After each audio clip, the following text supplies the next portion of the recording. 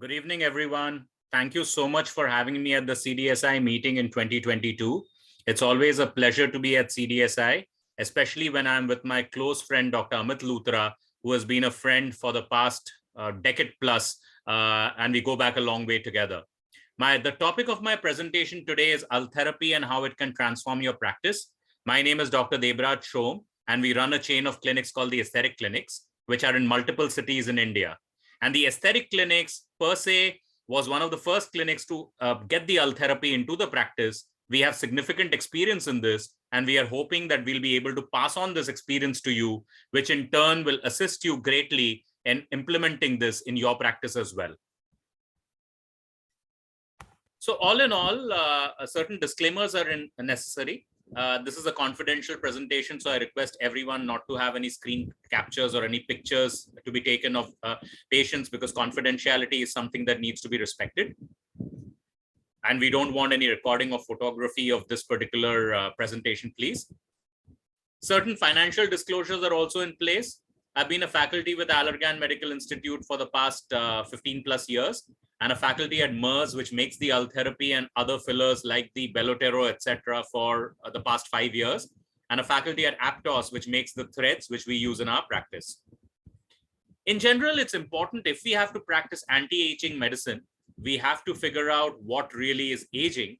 And this was, we believe, the first paper which came out of the Indian subcontinent, which talked about how Indian faces age. Before this paper came out, we used to talk in terms of aging of the Indian face, just like the Caucasians. And we all know that the Indian face is very different and does not age like the Caucasian faces do. And therefore, this paper was a landmark paper moving science forwards. Incidentally, this was also judged as the best paper by the Plastic and Reconstructive Surgery Editorial Board for the year 2019-2020. And so it was a pleasure and a privilege to participate in this particular study. So what was the study about? This was basically a photographic study where we took photographs from different ages of the same patients and followed them linearly. 300 patients were taken, 75 from the east, 75 from the north, 75 from the south, and 75 from the west of the country. Because as we know, Indian faces are very different in different parts of the country, and therefore it only made sense to be taking a broad spectrum of people so that we could really evaluate how different Indian faces aged. We all understand about the OG curve, and we understand that this is seen in young faces. And we understand that generally what facial aging means is mother gravity being ever so kind and pulling all our facial tissues downwards and medially. So essentially, this movement of tissues downwards and medially leads to a situation where there are under-eye tear troughs which tend to come about, and also the nasolabial folds become deeper and deeper as we age. Understanding this concept of downwards and medial movement of the tissues allows us to practice anti-aging medicine. And if you were to take one take-home message from this presentation, it's about using the Ulthera to move the tissues upwards and laterally. And that's what we're going to be talking about in anti-aging medicine. So why does the face age? The face ages because as we enter our 4th and 5th decades, hormonal changes both in men and women lead to the facial fat distribution being altered. In younger faces, there's more fat superficial to the SMAS and less fat deep to the SMAS. But as we age, the amount of superficial fat reduces, leading to the development of lines, and then the deep fat increases, leading to the development of folds. So that's basically what we need to know. There are other changes which end up occurring as well. The SMAS, as we know, is something which holds the face up really tightly, and it's something that we impact in facelift surgery. However, the SMAS, being made of elastic tissue, undergoes degenerative reduction in the elastic fibers, and this leads to further drooping of the face. The skeleton is also something which is undergoing a change. And this paper by Lambros in the Plastic and Reconstructive Surgery Journal in 2000 is self-explanatory, where he talks about the face basically rotating clockwise. So the forehead is coming forwards as you age, while the cheeks are retruding behind. In essence, what is happening is the pillars which hold up the face are retruding more and more. So essentially, if I had to describe aging, it's as you age, the bed, which is the bony structure, is becoming smaller, while the bed sheet, which is the soft tissue, is becoming more, leading to loss of definition, folds, and lines as we know it. That's the paper that we are speaking about. And even if you did nothing but just looked at these photographs of how this beautiful lady at 23 ages into her 70s and then into 76, or this lady from her 20s goes onwards, you can see the submental fullness developing. You can see the under-eye tear troughs when she's 50, the blotchy skin, but you see how the definition is lost between the lower face and the neck. Or this gentleman going on from 40 to 86. Of course, in men, the hairline also goes backwards, which adds a further component to aging. Or this lady going from 28 right up to 49. You tend to understand how people really age, right? And if you look at the South Indian ethnic group or the North Indian ethnic group or the East Indian ethnic group or the West Indian ethnic group, there are certain common factors which end up coming in. And essentially what we see is that the upper third of the face ages very well. It's really the mid face, the lower face, and the neck, which are the main problem areas clinically in Indians. So I always say that India is not really Botox country, because Botox, as we know it, we do it mostly in the upper half of the face, but the upper half of the face ages relatively well because of the Fitzpatrick type 4 to 6 skin which Indians have, thicker skin which Indians have, which also means that they are protected against the vagaries of aging, which the Caucasian face may end up seeing. However, there's an early onset of neck sagging and jowls. This is also because the mandible in Indians is smaller compared to the mandible in Caucasians, which means again that the bony support is less or the bed is smaller. And that's why the bed sheet or the area around the neck and the jowls tends to sag really badly. So these are some of the changes which occur in Indians. If you understand this, you understand how to create anti-aging and fresher, younger looking faces without creating the overfilled syndrome, which we in East and South Asia are unfortunately seeing a lot on television as well. People seem to be fillered to an extent where they can hardly smile, and that we don't think is an aesthetic face at all. And why? That's the reason. Now, this is the first paper which came out on Ulthera, again from the aesthetic clinics. This is 100 plus patients of the Ulthera which were done. And basically it talks about how the long-term efficacy of the Ulthera remains for 1 year plus. In fact, in our clinical practice, we've seen patients, once they do the Ulthera for mid-face and lower face sagging, the impact of the Ulthera actually lasts for more than 2+ years.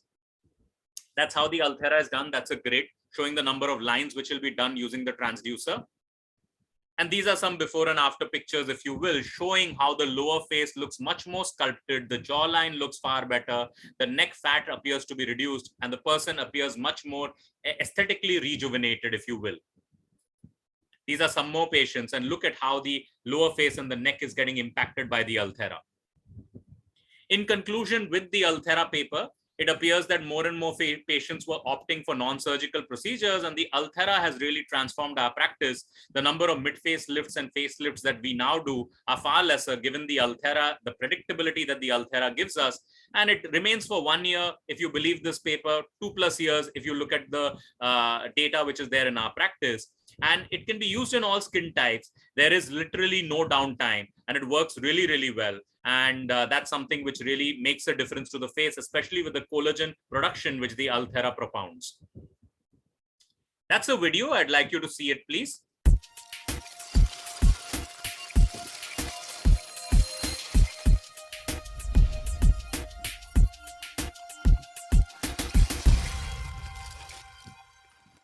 Please press the bell icon and never miss a video from the Aesthetic Clinics and Dr. Debraj Shome.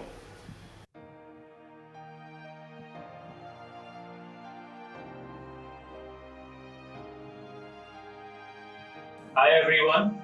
I think it is very important for each one of us to behave as academicians, researchers, as well as being clinicians. We subject our patients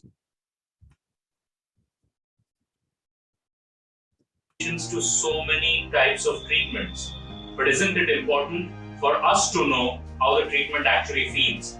So therefore today I am undergoing the Ulthera. I will be undergoing the Ulthera, which I propound so much, which has changed our practice. I want to feel what the Ulthera really feels like, and I want to take you through my journey as I go through the Ulthera and tell me if I'm looking better post the Ulthera or not. So the Ulthera is going to start right now, and then we will be talking a little bit more about how it felt and what changes it made to my face. Yes, doctor. So can you tell me the reason why you're undergoing Ulthera? See, I think it's very important that we feel what our patients will feel. We undergo what our patients will undergo, so that we can then talk from a point of confidence and tell them exactly what we are feeling. So therefore, I decided to undergo the Ulthera. I wanted to see what it does to my face. Obviously, it's made a big difference to our practice, but we wanted to also see what we feel while we are undergoing the Ulthera. So I'm undergoing the Ulthera. I have a little bit of a nerve block in place, so it's not very painful. Sure, there's a little bit of pain. It's probably 2 on 10, but it's important to feel whatever we are feeling. And then what better way to really see a particular technology than to actually see it in person. Obviously, I'll be seeing my face every day, and so I'll be seeing the changes that I undergo every day, and hopefully the changes will be good.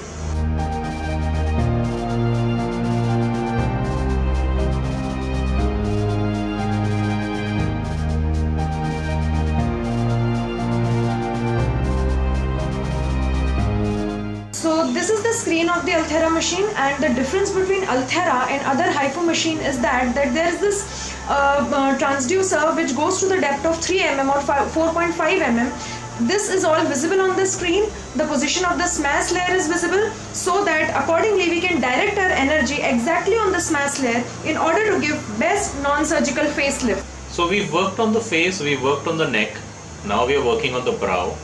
As we grow older, and each one of us is growing older every single day, as we grow older, our brows are coming down. That is leading to a fullness above the eyelids, which in turn makes our eyes look smaller. So what we are working on now is the 3mm probe in order to raise the brows upwards and to make the eyes appear more open. The other thing that ends up happening is, as we age, the corners of the eye tend to droop and come downwards, and the lower lid becomes more lax. So as a result of which, we often have to perform in later age a surgery called the lateral tarsal strip, by which we have to actually raise the eyelid in this particular manner so that it fits snugly against the eye and so that the corners of the eye point upwards. But here we are using the Ulthera 3mm probe in order to target the tissues around the eye, in order to make the lower eyelid fit snugly, and also so that the corners of the eye can go up, making the eyes and the entire face look younger.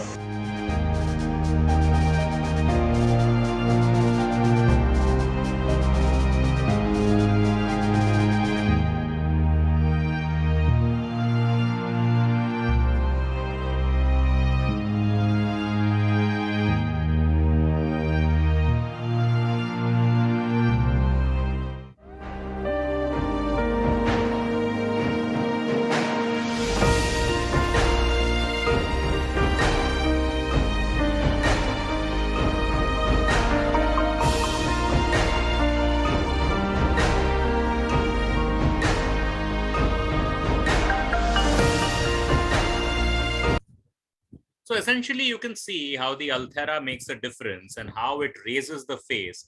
And once it raises the face, the under eye hollows look better, the nasolabial fold looks better, the jawline looks far better, and the neck looks far better. And that's the major areas where the Ulthera is used.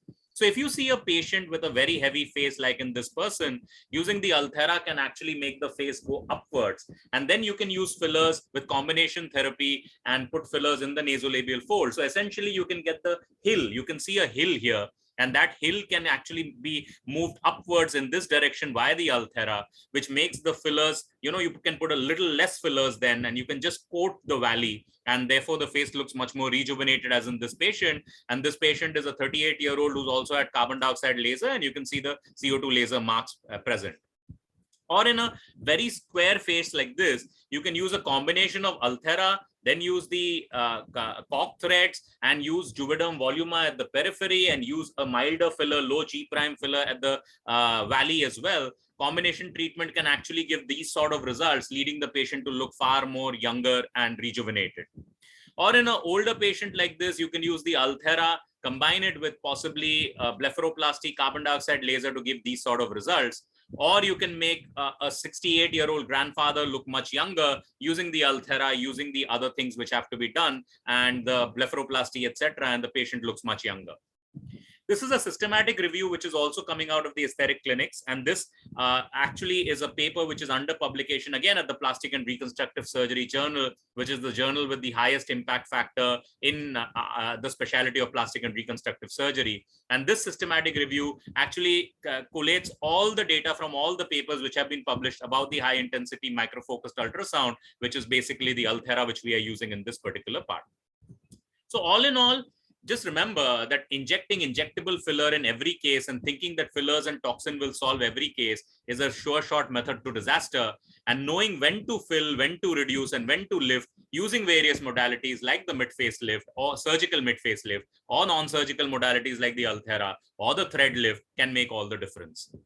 These are some of the papers which have come out over the last 3 years or so out of the aesthetic clinics. This is a paper which shows how Botox works over a 4 years follow-up study in reducing masseter hypertrophy. This is basically the usage of various radio frequency and ultrasound devices, two types of Botox, two types of botulinum toxins comparing Botox and Xeomin, the deoxycholic acid for the reduction of submental fat, and many other such interesting papers which have come out of the aesthetic clinics.